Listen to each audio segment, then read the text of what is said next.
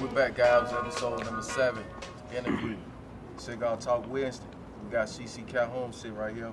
Me and Carlos Harvest is your host. We're gonna get straight to it, man. First off, I want to say something, man. This guy here is a legend in the city, a pillar in the community. He's done a lot for the family and other families. He's a family guy.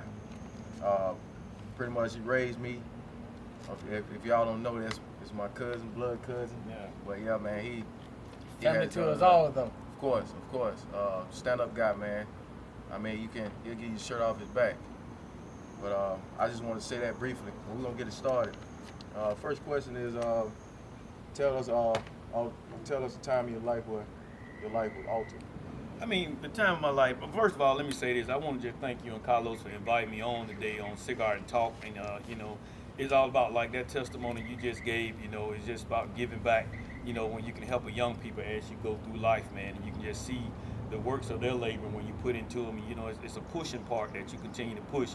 My son, you, and all you guys came up together. So a time in my life was just, being married after school, doing things that I wanted to do in career-wise, having a family that really gave me a chance to give back and just see where I wanted to be with my family and then young people around in order to grow our community. So that basically kind of changed my life and kind of led, I know one of your questions is what got me into politics. That kind of led me getting into politics to try to see how as we move for people in the future and just see a change in this community. I grew up in Montgomery from the Chicken Shack. Everybody know what that is, Greater Washington Park, Twin Gate.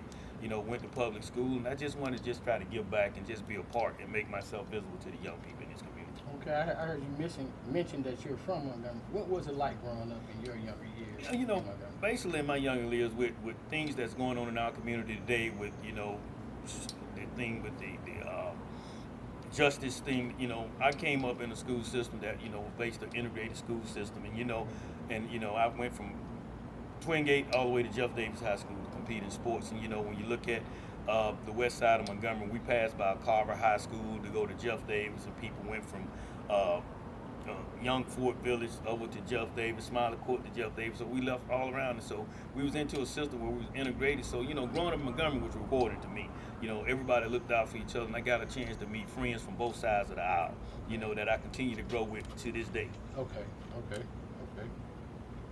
What is some of your favorite places you would say that you like to go to in Montgomery, Alabama? I'm my later place. When you look at Montgomery, I like going downtown. I hang out downtown. I like spending a lot of time with family, doing family events. But if I'm just trying to get out, and just hang out a little bit in Montgomery, I'm gonna go downtown. That's where the growth is.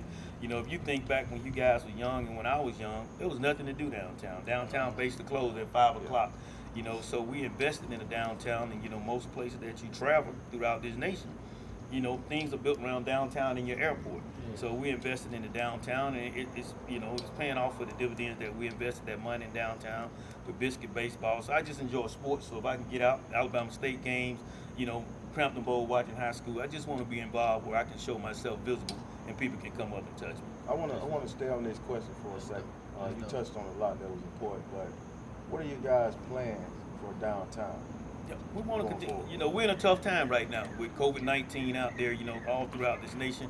Economically, we're done. So we're basically trying to weigh, the community health, the citizens of Montgomery health versus our economic impact. Everybody throughout this nation is being affected by economic impact. So what we're looking at downtown to continue to grow on it. We want to continue with the venues that's going to attract young professionals like yourself to come down and just do, like you say, cigar and talk, just communicate and try to grow. We got to leave this community better than what it was when we found it 25 years ago. I truly believe that. It's a two-part question. How long have you been a councilman, and what prompted you to run for office? Okay, it's a two-part answer. First, I was elected in 2003, and I served for 12 years, and I was upseated by 20 votes. And I came back and ran again in 2019. I won again. So it was a two-part, and it always prompted me. I wanted to see my community grow. When I first got involved in politics, it started through coaching Southern League baseball, getting involved with the youth. And I saw some things out there. I'm like, hey, we could do this a little better. So, I started talking, and people encouraged me, say, get involved. I never thought I'd run for politics, but once I got into it, and it's just like serving your people, serving the constituents, within the thing, and just want to see Montgomery better. When you traveled all over the world, me being a military guy, I have seen things different. So I'm like, hey, why can't we have this at home? So some of the things you have to get at the table in order to make change. So, you know, I sat around, talked with some people, prayed about it, and, you know, threw my aim in the hat. And, you know, I was fortunate enough to win in 2003 in the third citizen of Montgomery for 12 years. Lost by 20 votes, came back. You know, they saw enough confidence in me to send me back to continue on some things that we started in the beginning. What would you say the top 3 responsibilities of being a councilman? And, you know, and that's something it's a misconception in the community. One of my major responsibilities is making sure that we approve or have a sound budget for the city of Montgomery. You know, the mayor presents a budget. We got to make sure all departments are funded, you know, because basically the job of a city council is to make sure that the citizens have a service. You know, if your trash not being picked up, you're going to have some issues. If the police don't come when you call, you got some issues. So we want to make sure we have a sound budget. And, you know, a lot of things people don't know. We got a lot of nonprofits within our budget that we try to fund, you know, but that's not really our responsibility. You know, it's for the service. You know, we want to be a pillar in the community and try to help as many nonprofits that we possibly can. So we have to try to generate funds, make sure we're being stewards of the money that you guys entrusted us to manage. And, you know, and just make laws that's going to govern this city of Montgomery to make sure that we're doing the things, you know, everybody, we're in this police state, we're not really into that now, but we got to have laws within our communities in order to govern people. Everybody's not going to do what's right. So those are the things that we have to do. It just make sure we got sound legislation to kind of run this city and make that sound budget to operate. By me being a nonprofit, having a nonprofit 501c3, how do we go about trying to receive money from the city council? Key, you're 501c3. You know, we ask that, you know, you be vetted, and you're vetted through a 501c3. We want you to come before the council, present your plan on what you're trying to do, and you know, and just solicit the council. You know, a lot of people will just solicit the council district that their nonprofit is in, but it's 9 of us. And it's not just 9 city council. You got 5 county commissions. You got everybody that you can reach out that have pools of money. And, you know, we want to help. But what happens, a lot of people don't know how to get there. But that's the key to it. You got to have contacts and connections to touch the people that you can touch and present your program, present your plan. Okay. And it's just about relationships. Okay, and because me and Rashad was just dialoguing, and he has Colo, and I have Score for Achievement. So we're trying to put on the kickball event that I normally do, so we're gonna collab together this year, and we're gonna do the book bag things, the haircuts, just have a fun day, really, pretty much. We're just having a fun day before the kids go back to school. Right. And we're trying to work it out now. I understand with the COVID thing that's going on, we're just trying to work out the kinks so we can do it before they go back to school, like we always do. And I would suggest to you and anybody that's out there that's listening, if you got something, you know, we help a lot of people. We get to meet, and, you know, I do a lot with what my control budget is, that my contingency fund, what people call my discretionary account. And I try to help as many people as I possibly can. But it's only so far the money can go. So first in, first get supported. You know, so, you know, and you have to be persistent when you're doing that kind of stuff, you know. And that's why I encourage, just don't ask one, ask all 9. You know, if you're looking for $2,500, for example, you know, don't ask that one council person because they got so many that they try to do. If you can get $300 from each council member, that's $2,700, and you met your goal. Exactly. Because we all want what's best for Montgomery and the youth in Montgomery, because they are the future. Exactly. You know, they may be 50% of our population, but they 100% of our future. So we just try to encourage, and we like people to work with. You know, but I'm getting so much out of touch. I can touch you guys, but I ain't really reaching them 8, 9, year 10-year-olds. You know. Yeah, that's a great way of coming at it, approaching it. You know, that's a great way to approach it. And I'll talk to Rashad, and we'll. Okay, and I know both of you guys, and any way I can help you, you know, I'm willing to do that. Okay, I appreciate that.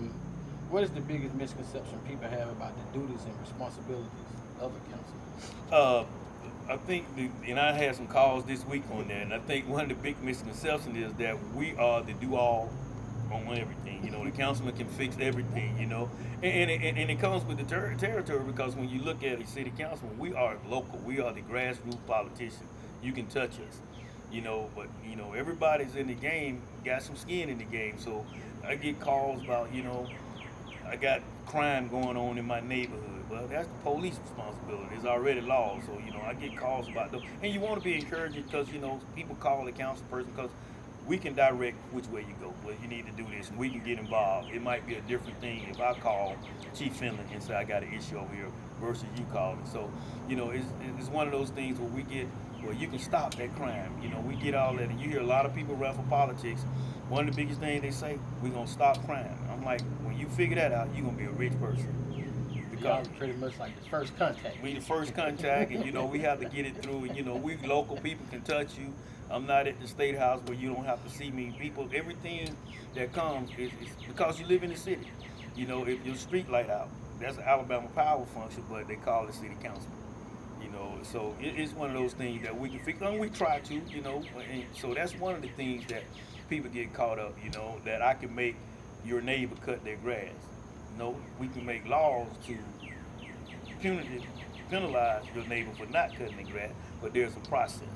People feel like they call Councilman Calhoun, Lil Johnny gonna cut that grass in a minute. No, Lil Johnny ain't gonna listen to me just like he don't listen to you. So we just have to work it through the system. But it's an ongoing process in the midst. And I try to do is try to educate my constituent base on what my job really entails. Okay. I get like it been raining this week. Now I might get a call and say, well, hey, my drain is not full. My first IE is broke. The drain is not broke. It's just clogged up, and it's in front of your property. But people will say, well, I'm not going to do that. That's the city's responsibility. That's the city. That's the sanitation. Yeah. That's sanitation. And we all know, it take 2, 3, 4 days for the sanitation to get there to do it, but it take you 15 minutes to go out there with a shovel. Trust me, I know. Oh, you been there? I worked for the sanitation department before, so yes, I totally understand that. It's one of those things. It's an ongoing education process.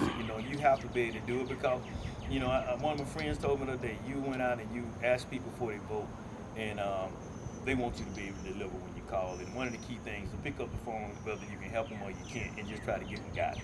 Gotcha. In your opinion, what do you believe are the top 3 pressing concerns in the district that you represent? Okay, right now, when I speak at the district, I'm going to speak as Montgomery as a whole, because as we know in the nation, we're going through COVID-19. Gotcha. We're going through the protesting with what happened with George Floyd, which was a disgrace. I just want to go on record, that was a disgrace. That should never happen to anyone. You shouldn't even treat an animal that way.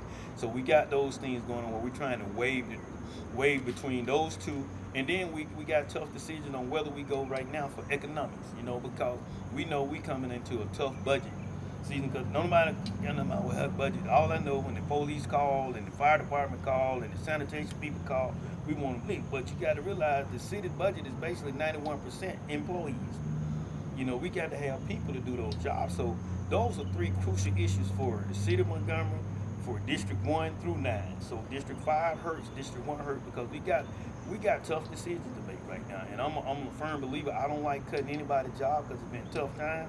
And talking with the mayor, he's like, we don't want to lay people off, we want to do that, but we got to really figure out a point to encourage people to go out and do the things, social distancing, wearing these masks, and then coming out and say, hey, when we gonna make the call to get back open, so we can kind of generate revenue. But that's a tough call. Do you weigh economics over life?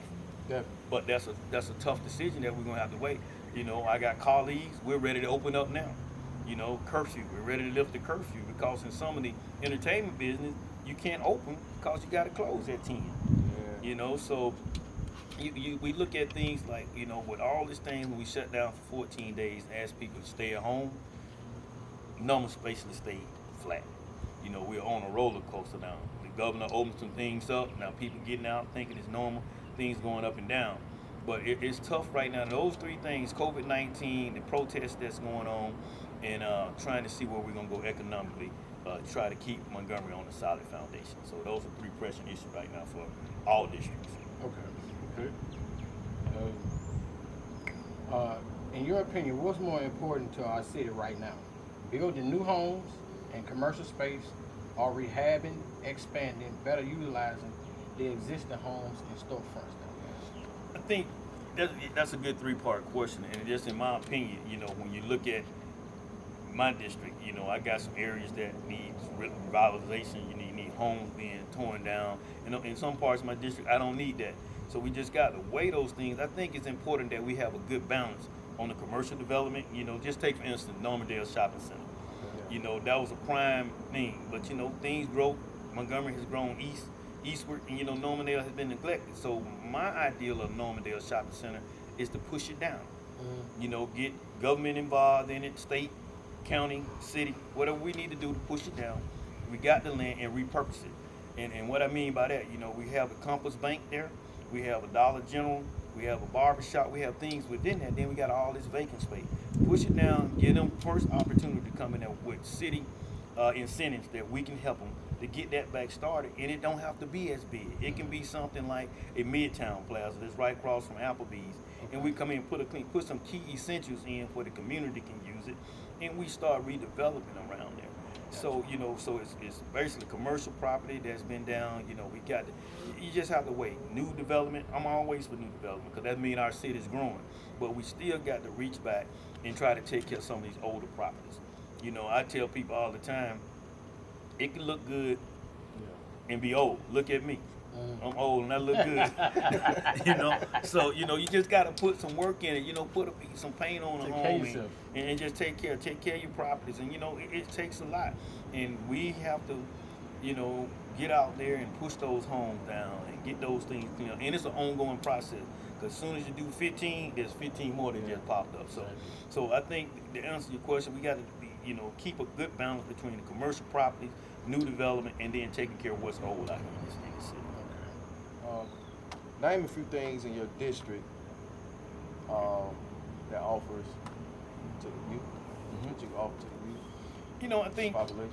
In the district, you know, I have well, now it's the Midtown Y. You know, they offer programs for youth and young people, for all adults. You know, it's a family-oriented place.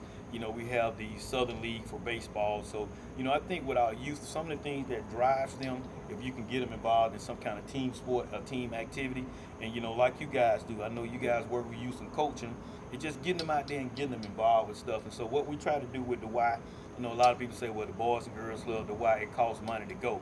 The key to it is, as an elected official, to try to find grants and send funds to those Y to give some underprivileged children that don't have the parents or the wherewithal to get into those programs. And that's where we come in, like you asked earlier, how we try to help with nonprofits and grants and things. So we got a lot of activities. You know, I know a lot of people say, well, there's nothing for the youth to do. I beg to differ on that. You know, it's about what you want to get your child involved with. You know, Montgomery hadn't changed.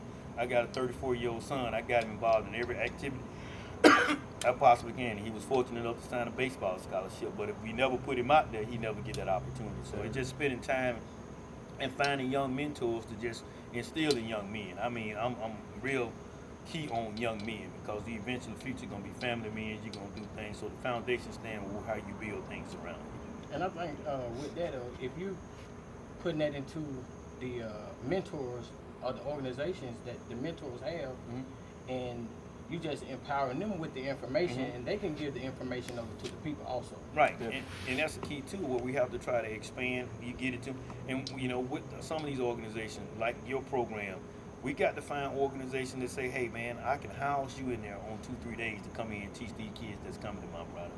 And it just keep expanding, you know, because we got so many people doing the same thing. It's just how do we partner these groups up to see how we can serve our community better. And I think that's what we try to support. Because everybody wants what's best for the kids. Everybody my program is no better than it, but we want what's best. But it's how do we work together to get it collaborated together to make it happen. Because we want to see, I'm from Montgomery, you from Montgomery, we want to see the best for our place. Right. You know, we go around, we want to represent 3. Yes. Can you give us one policy or city ordinance you would like to change or improve to better serve your district? Okay, and this, I'm going to speak about my district because I'm all about my district and what's best for Montgomery. One of the things that I would say that we would change, and it has to be changed on the state level ordinance, I don't believe in litter. I don't believe in people driving down throwing things out on the street. I think when you're caught doing that, you need to be punitive, double the fine. I think it's a $150 fine. It needs to be $300 fine. And you know, and if you're a repeat offender, you need to get, because you know, we all live here. And you're going somewhere that's going to have a trash can. That's one. And repeat offenders that might be live next door to you or someone on these absentee landlords that buy up all this property because Alabama property taxes is so low that I can live in New York and buy up 20 and never see it and just own it for a tax write-off. I think we need to come up with a plan or ordinance that we stop that on repeat offenders that's not operating to take care of their property. Just for instance, the guy that owns Normandale Shopping Center, lives in New York, so he don't get to see it every day. Exactly. You know, so you got to deal. He's absent. You know, you can't do it. He don't see it as a tax write-off. So we have to come in and say we make that penalty, and if you a repeat offender 2 years in a row, we by eminent domain, we take that property, and the city do what we need to do to get it right where it can service our community better. So that's something that we're working on now to try to get done, because I saw that over 12 years and it hadn't changed. And 4 years off, and now starting my next year, and it's still the same. So we got to change the policies, and what I have noticed, it's so many people make the policy own the property. So it's kind of hard to get changed. I'm just being real, keeping it, say cigar and talk, right? Yeah. And most of the people that make these policies own these properties. So, you know, we just got to find a way that we can get around and make these things happen.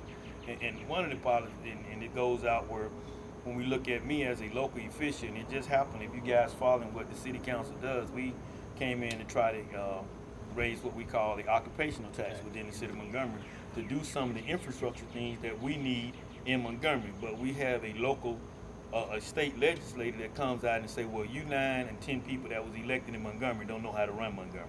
And I think that needs to change. I think every city needs to have home rule. And that's something that we need to work with our local delegation to make happen. Okay.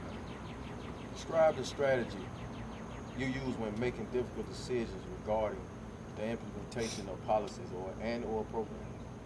Okay, one of the things that I like to do, and at the end of the day, I was elected to make a decision. So at the end of the day, I'm gonna make the decision that I feel is best, suits my district and what's best for Montgomery. But what I like to do, I like to bounce things around about my constituent base. People, you know, talk it out. You know, this is what we're thinking about doing. What are your thoughts? Because I don't know it all, and I can get it from different perspectives. You know, it coming from a young man between this age group, this big, because you have to talk to the people that it's gonna affect. We make laws and we don't never talk to the people that it's going to affect, and it'd be the wrong thing to do.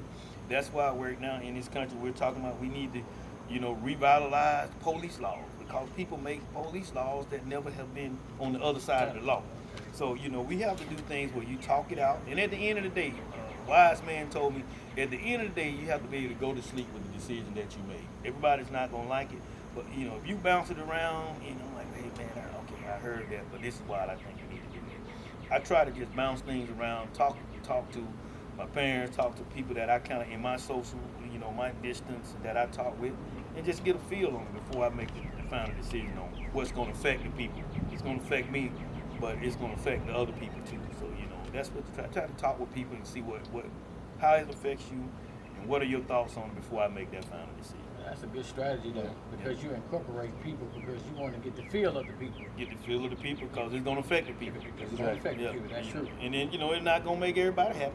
Some people Always. going to say, man, that CC don't never do what we said. But, you know, if I can talk with some people, then you got fillers out there in the community. When they say, man, the guy talked to, we talked, and this is what we thought was best. So you get people involved in the process. I'm just one vote, but I got 24,000 people, other voices that can come to me and talk to me about things. And that's why I said earlier, as an elected official, especially on the local level, you have to make yourself accessible. People got to be and feel comfortable coming up and talking to you. One of the most important parts of it. Most definitely. One thing I want to touch on, you know, you got hundreds of people calling or emailing you saying, hey, I need you to do this, I need you to do that, or did you forget about me? What can you say to those people? Because I know, we all know that it still has to be, it's still a situation where you have to present it in order for it to pass. Right. But you still have those folks saying, hey, he doing this, he not doing that, he doing, what would you say to those people? What I can say to those people, and you know, and I understand that, because everybody, you know, you was elected, and everybody, you know, you get this thing, and it's funny that you get this, and you got to love the job. Oh man, we elected, he ain't doing this. I voted for you. But as a candidate, or as a elected, you don't know who voted for you. All you know if you won, and you just grateful that you're doing it. But one of the things I want people to understand, the city of Montgomery, a city this size, and 9 elected officials, city council, we have no staff. And that's kind of tough when you represent 24,000 people or more and you have no staff. It's just me, that cell phone, and a couple of clerks down there, but we have no staff. Birmingham City Council have staff. Huntsville, Mobile, cities outside, we have no staff. We have 2 interns that work for 9 people. So you call, you know, a lot of people say with all politics, they don't answer the phone. It's just me. You know, so it's one of those things where we try to work, we try to get better with it, and I use my intern a lot. I send information that you get me, and what I would suggest to people, if you call not just me, any other official, leave a clear message. If you can say what it's about, what do you want, and then I can be working on that before I call you back. Instead of me calling you back, then you tell me now I got to call. Because you get so many calls within the daytime, and that's a misconception. They ain't doing that. They don't want to talk to you on the phone. Well, yeah, we want to talk and we want to serve the people. I would have never ran for this job if it wasn't about service. It had nothing to do with pay. You ain't gonna make me rich. You know, it's about going out and serving the people to see what you can do better to make it happen. So that's one of the things I want people to understand. We have no staff. We're working on trying to get a staff. It's new leadership with Mayor Reed. But you know, COVID-19 hit. Yeah. We was talking about doing those things, so it might not be this year. But as we go forward, like I said, we want to leave things better than what you found it. So whether it be me in the next 4 years or whatever, you want to leave them equipped where they can have to be able to service the people. Because people lose so many seats based on people say you didn't give them no service, but you're doing the best you can with what you have. Exactly. So y'all are working on something so y'all can be better staff. We can be better staff. You know, if we don't come out to get 9, Birmingham, each councilman will have 3 staff members. Have the chief of staff, and they have 2 people that they can, you know, kind of maneuver that can go to some of these community meetings. What people don't understand also, I represent 14 communities, and I have a lot of concept that people think you just represent my community, but it's 14, and everybody have community meetings, but some of them be on the same night. This one at 6 o'clock, this one at 6:30, this one and you can't make them all. So you try to do it, but if you had staff, you can send them around, and then they can get the information and bring it back to you. So that's one of the things that a good friend of mine, Dr. Seawright, tells me, man, it's hard to do the job when you don't have no help. Yeah, you won't be so stressed in. Yeah. You're kind of like stressed in. If you serve in 14 communities, it's kind of impossible for you to make all of those meetings, because 9 times out of 10, a lot of them going to be on the Tuesday night. Because you got Bible study on Wednesdays. You got Tuesday night. Some of them had Saturday morning. Exactly. When I was first elected Saturday morning, me used to wear me out, man. I'm like, I think what you just said, you just answered hundreds of questions. Right. People had at home. And people that don't know, they just think we're fully staffed. You know, the mayor's office staff. Everybody works for the mayor. You know, he have a full staff. And another misconception is the city council does not work for the mayor of Montgomery, or no mayor. We was elected by the people.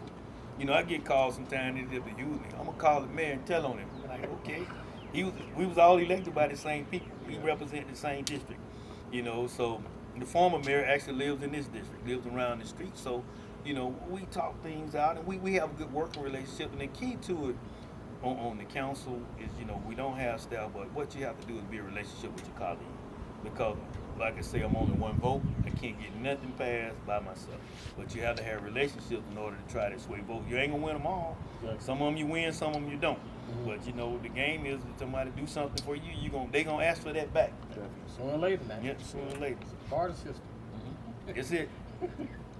Okay. Okay. What are the most important steps Montgomery leaders can take to enhance relationships with their constituents? You know, that's simple. Being visible. You know, being out. You know, just don't get caught up in your box where no one can see you or touch you. You know, community means for some of the things. You know, I'm a big sports fan, so you know I'm out at Crampton Bowl. I'm out at Alabama State watching high school games, so people can actually see you. And I always say, never get too important where the people that you serve is not important. So, you know, you just got to be one of those people that you can be touchable, be visible, and, you know, got to love what you do. And you can't do this job if you don't love people. You know, I mean, you got all walks of life. I got from this high echelon down to the bottom, but, you know, you got to be the same with all. You know, the guy that's standing on the street corner, I'm going to treat him just the same if I treat somebody, you know, that's a CEO of a company, because I represent them all. And if as I grow this district and grow Montgomery, you know, I'm a firm believer, as Montgomery go, District 5 will be fine. District 1 will be fine. But if I'm stopping the growth of Montgomery, we all suffer, because our biggest revenue is our tax base. So we got to generate that tax base in order to set a foundation to go forward. Gotcha. That's a great answer, because even though you represent District 5, but you still put other districts in mind too, like, hey, I'm willing to come in and whatever you guys need me to do, I'm willing to step in. We all together. Step so in. You put Montgomery first before Yeah. Then your district manage yourself. Because it says in that paper you got, it says I'm a Montgomery City Councilman. I represent Most District 5. And if you think about, you know, you look at life and how things come in circle. In '03, when I was first elected, one of the first things I tried to do with Gateway Park, a colleague of mine had an idea. I just wanted to enhance it. We talked about a water park. You know, when we look at all those hotels on the other side of Mobile Highway, over where Gateway Park is, you know, we talked about that. And, you know, I had a vision. We went out to try to recruit people to come in and do a water park. They changed the concept of the Mobile Highway. But look at it. It's 17 years later. Same looking hotels. We tore down all those hotels, getting it ready for growth. We stalemated. It got blocked on the city council. We didn't make it happen. Now we're looking at, we got the thing that's going over where Riverside used to be, where we talking about the water work that the county, the city, and everybody's coming in. You know, I'm happy for it. I shouldn't be bitter because it's the growth of Montgomery. Yeah. When we look at this is not a water park. It's whitewater. It's something that where there's going to be rowing and restaurants and bars and things. So that's entertainment to keep people here in Montgomery. Young professionals want to leave because they look at nightlife. What are we doing? So that's something that's 17 years in the making that just coming to fruition. But COVID-19, but we're working on to make that happen. And I'm like, hey man, I'm trying to leave something behind for people like yourself, my grandkids, where they can hear. So, you know, you just got to continue to invest and keep sticking it. I don't care who make it, who deal. Yeah. It's just make sure it happens. As long as it get done. Yeah. Make it something similar to the one that's in Auburn? No, it's that's what we was trying to do in '03, '04. Okay. But this is like where it's going to be rafting, you're going to have the bungee thing. It's just a whole works, man. I mean, okay. And it's taking up all those acres. And the deal was, you know, the city kind of offered the property when we took it over from the fair, from Riverside. It was just a collaboration of the county, the city, everybody doing what they need to do to make it happen. Okay. You know, the movement of the Salvation Army and all that stuff. We got all that stuff worked out to make what happened for Montgomery. And it's right off downtown. And another thing, everybody thinks every district, every part of Montgomery is going to have retail. It's not going to happen. You know, it's nowhere in the world that everywhere, you know, when we're going to do development, we want retail here. We want retail here. We want retail here. Now, we can have retail restaurants. You can have small portion of retail. You know, Montgomery is not large enough to survive with 4 malls or 5 malls. Yeah. You know, we're not a New York. You know, so you got to look at what fits, and that's where our strategic plan comes in on how we develop throughout this city. You know, we look at Fairview. Yeah, we can't put a mall on Fairview. And everybody thinks development is Walmart. That ain't it, you know. So we got to find different things to go. You know, my idea for a Fairview, why not put an Applebee's so we can get an Applebee's over there? You know, make the lower part of Fairview down on the western part of Fairview just like when you're going eastward in Old Cloverdale. Yes. You know, a couple of spots where you can go in there, eat and walk through there. That's an ideal thing. So, you know, we just got to keep going and take things like this that gets out and let people know we got to be visionaries on how we change the look of Montgomery. I think that's the biggest thing. Yeah, Being a visionary. Yep. I think that's the biggest thing. Mm-hmm. Don't be so closed-minded. Yep. Don't be so closed-minded. Mm-hmm. But people gotta understand it's a process too. It's a process, you know. And the thing is, I want it. If you think it's a great idea, I believe it's a great idea. But you know, the thing is, we always say, you know, anybody that invests their money want a return on their investment. I'm not gonna put $10,000 in for $8,000 back. That don't make good sense.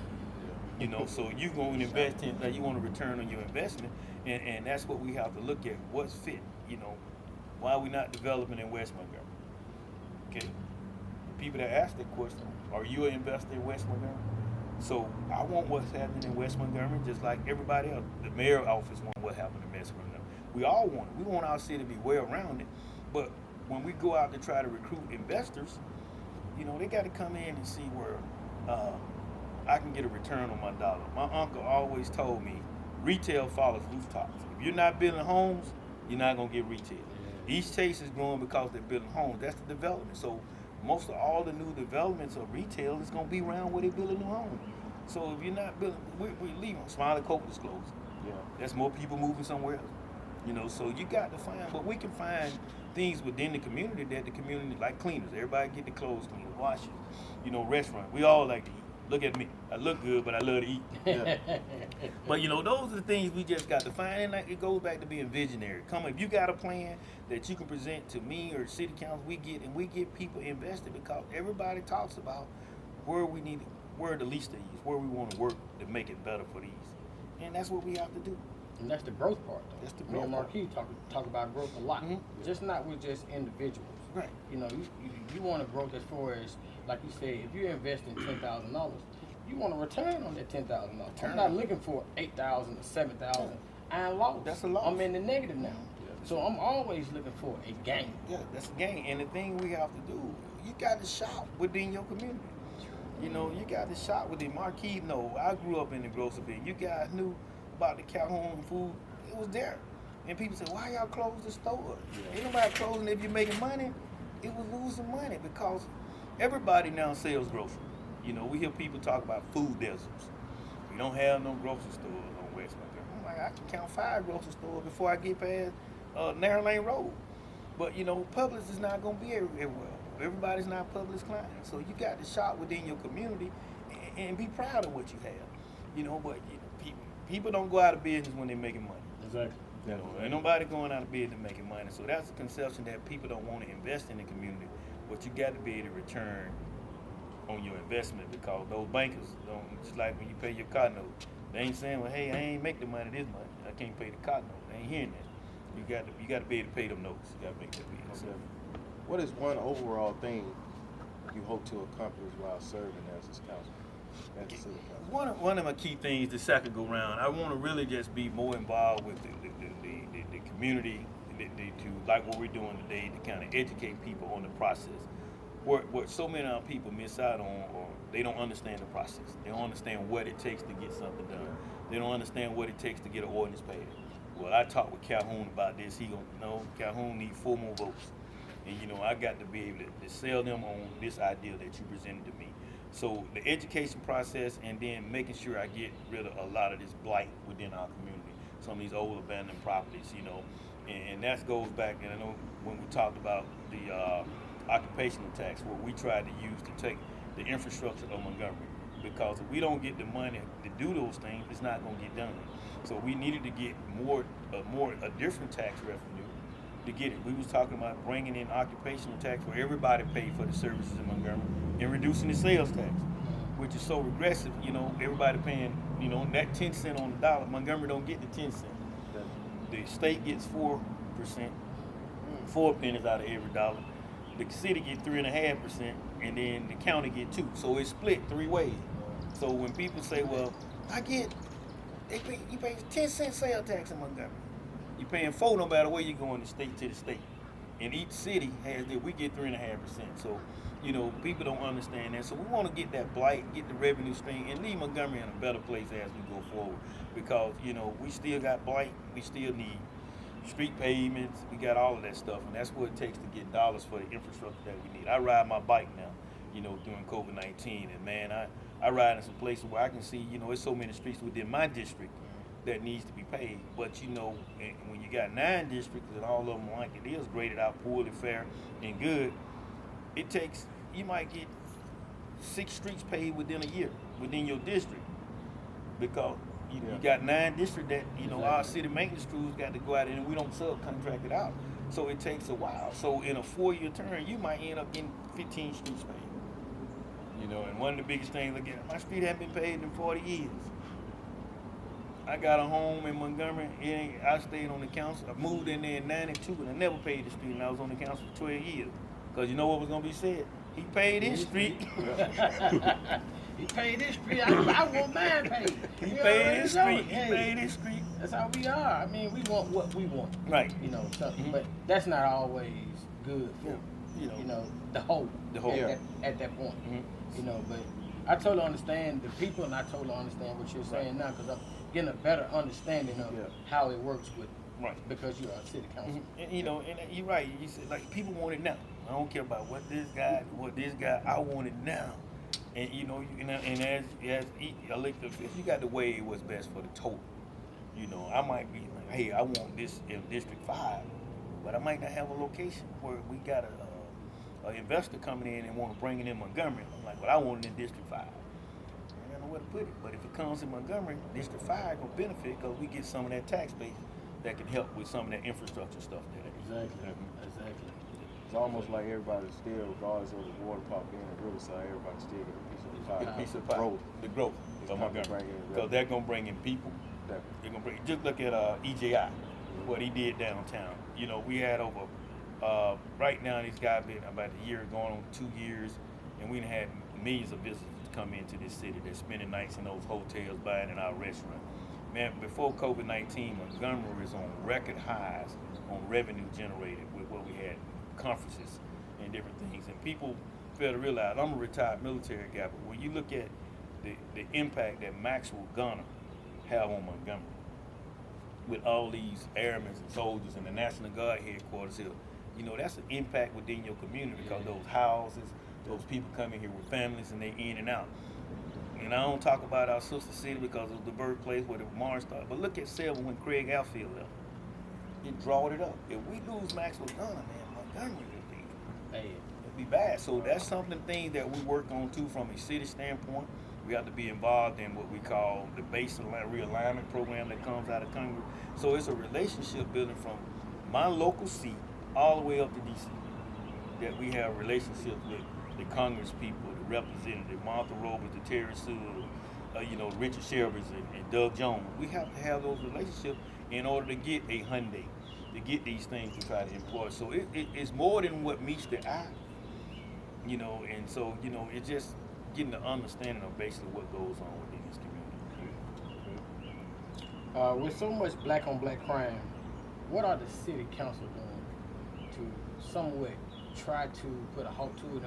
What are y'all doing as a whole, and what are you doing in your own specific district? Right, you know, what we try to do as an adult at the city council, and I just want to speak directly to the black on black crime with our young black males. You know, we try to encourage and enhance and support organizations like yourself to give them something to do, keep them off the street. But, you know, I was talking to somebody the other day, you know, I try to encourage and reach out, you know, being a school teacher, to try to teach these young people, hey, there's another way. And the thing is, we know what they're doing, but the question that I can't answer is why? Why is it that you can get so frustrated that the only result is to pull a gun and shoot somebody? And what I encourage my kids, and my kids were working with me at ROTC or at Lanier at the time, is, you know, don't take nothing that you can't give back. You know, don't get, and you know, we have to try to work through organizations like yourself and other non on conflict resolution. You know, we're so quick to say, well, man, this is bam, and it's over. And you know, I tell people all the time, you can't get it back. I'm sorry, don't bring it back. Too late. Too late. So, you know, it's just kind of to work with them. It's an education process. So what I try to do specifically, you know, and it was one of the things that I did when I retired, is people talked about education so much. Everybody talks about education. I even went, man, what teachers not doing? You in the education profession, you're in the education. So it took me getting there to see with my own eyes. It's so much that you have to do on a daily basis to try to encourage these young people that there's a better way. Exactly. And I tell people all the time, we talked about in the 50s and the 60s about integrating our school system. But what we did 20 years ago, well, we segregated again when we went to neighborhood schools. And as I said, when I left from Twingate to go to Jeff Davis, and people were leaving from South London, going to Carver and going all over. You know, we integrated, so you had a 70, 60, 40. So you got to see other cultures doing different things so you can learn from each other. You know, if I lived in just CC Lane every day, I never know what's going on around me. I got blinders on. So you just kind of continue to encourage them, reach out and touch them. And I always say, be everywhere a young person come up and talk with you. And be that example when you're out there that they can see, well, hey, I can do this too. Because if CC Calhoun from the Chicken Shack can get elected to city council, you can too. Exactly. And see, that's what Score for Achievement was about. Right. What it is about. Mm-hmm. You letting them know that it's more out there. It's more out there. I came from this, so it's possible that you can do the same thing. And that was what we did as far as the college tours. Okay. The college tours. When we went on college tours, I always wanted to go on Monday, Wednesday, or Friday. Because that's when you have the majority of the people going to class. Right. You see people exchanging classes. So you seeing someone with the hairstyle they might have today. Right. Okay, that's someone that looks exactly like you. Probably come from the same background as you that you came from. He's here. Or however you want to look at it. It can be done. But it's on that individual too, though. Right. It's on the individual. It's on the individual. And the key to it all, it's exposure. Yeah. You know, you find so many our young people, our young black males, black that's not exposed to anything. The only thing they see is what goes on in their community, what goes on in their school. Go back to home, go to school. They never get outside of that norm of their school or their community. That's all they see. So it amazes me that, you know, people get so caught up in just this tunnel that you never get out. And that's what keep taking them out there, getting them exposed. Hey, that hairstylist guy's in college. That girl is in college. You can do it too. But when you don't see it, you don't believe it. So it's just like if I take this picture that I'm trying to paint, and if I never get it exposed, you don't see it. Exactly. So if you don't see it, you don't believe it. You got to touch it. And so that's about giving back, being around these young people and in this community, trying to let them know there's another opportunity. You know, if you're not going to college, there's other options. You know, you have the military. I talked with a good friend of mine that works executive with Alabama Power. They're looking for young men to come out, and what he's explained to me, within 4 years you're making 6 figures. You know, so there's opportunities for these young people, and he was telling me with Alabama Power, they're trying to start an internship with young high school students to go ahead and get them involved in the program before they get a felony, get a record, because there's nothing really to get focused. And that's what holds a lot of people back, is getting caught up within the system. So I'm glad that we're trying to do a revise of the justice system to try to give people opportunity, because you get caught up in so much small stuff that can ruin your career. Long term. Yeah, long term, you know. So one of the things I share with my students is, you know, we all gonna make mistakes, but always make those pencil entries in your journal as you go, and not something ink like going out and murder somebody, robbing a bank, and doing that kind of stuff, and it stay with you long term. You know, so you just continue to talk with them, because they need guidance like you guys are doing, and we're trying to reach out and do this. If you receive a $1 million grant to use for the city any way you want, what would you do with it and why? All right, it would always be to try to reinvest in the education system where I can within the city of Montgomery with our inner city youth, you know, on some programs to try to help them, like we just got to expose them to colleges, expose them to different things. You know, so I would say 50%, and then the other 50% with education, the other would be infrastructure throughout my district. Now, I'm going to be selfish on this one. I'm not going to try to share that $1 million grant. I'm going to take care of the citizens of District 5 on that, and try to do some of the things that we talked about by trying to reinvest in the Normandale, tearing down some of these properties. So if I got a $1 million grant, I'm going to try to invest in the city, the youth, through the education system within the district, because, you know, most of our schools need so much for its infrastructure. You know, that $1 million will be specifically for District 5. Yeah. But it still help the rest of them. It'll help the rest of them, yeah. Because everybody will benefit. 5 leads the way. 5 leads the way. 5 leads the way. So you the middle. Yeah, I'm the middle. Okay, final question. Do you have any aspiration to pursue other political positions? If so, what position? And I'm firm, you know, I have aspirations on my own or work, but I always have said throughout my political career that the people that you serve will determine where you go next. You know, I can have aspiration to go at a next level or another seat, but if the people don't believe you're doing the job that you're doing, you're not going to be able to elevate it. It's just like passing through school. If you don't do the work as a 7th grader, don't look forward to going to the 8th grade. So, you know, I have aspiration to move where I can help this city grow, or this state on the state level, maybe even in Congress. You know, it's about building a relationship. I think I have the name recognition to get out there to do what I think, and contacts throughout the United States and all around. You know, I'm diverse, that I can kind of move. So I pray about it, and I'll let the people within the city of Montgomery decide where CC Calhoun goes next. Okay. That's good. All right. That's good. That's Well, good. you guys, this concludes the interview with CC Calhoun. I want to say, man, I learned a lot. Thank you, man. I learned a lot. I had some questions myself, but you pretty much laid it out and you answered. Me and Carlos, man, we honored to have you today. I'm glad to be here. So man. definitely, we're missing one of our hosts, Alexis. She couldn't be here today because one of her kids got sick. But Well, get well soon, Alexis, and your little young man. is there anything else you want to lead off, man? I just want to encourage people that's out there that's listening to this podcast, and I know we didn't talk about it. You know, we're in 2020. It's the census time. I encourage everybody to go out there and fill out that census, because it affects how Montgomery, the state of Alabama, is for the next 10 years when we look at the next decade. So it's important that you go out there. Take you about 5 minutes to go out there. You can do it online. So I know everybody has a cell phone. Just go out there, be counted. You know, I want you to be counted in the census just like you count your money when you go to the bank. That's what I want to encourage you to do. All right, let's conclude this segment. Thank you guys for listening Thank you in. for listening. CC, thank you. Thank you. Thank you, sir. Thank you. Yes, indeed. Cigar time. Yeah.